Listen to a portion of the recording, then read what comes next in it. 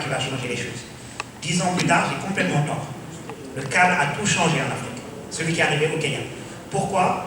Parce que sous la pression d'une communauté extrêmement active, extrêmement activiste, la régulation de l'infrastructure au Kenya a été faite sur la base du livre blanc écrit en Allemagne dans les années 80, qui met vraiment en avant les privés et leur permet d'investir dans l'infrastructure, qui me crée des mécanismes de mutualisation qui rendent l'infrastructure bien.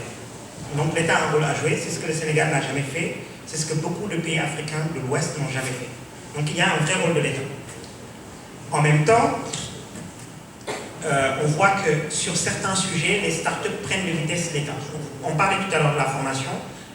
Qu'est-ce qui va créer tout un pool de développeurs qui vont être disponibles pour les entreprises? Au Sénégal, ce que j'ai vu faire le mieux, c'est probablement Coders for Africa, de Amadou Dafé et de son ami éthiopien là, qui est devenu Guévéa. C'est probablement Obgis qui est installé là, qui forme des gens. Ce sont des startups qui le font avec un business model viable.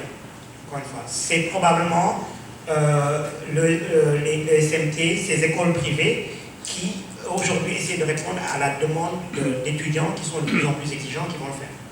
J'ai presque envie de dire, l'État n'y touchez pas, laissez-les tranquilles faire. Donc c'est là pour moi que s'arrête le rôle de l'État.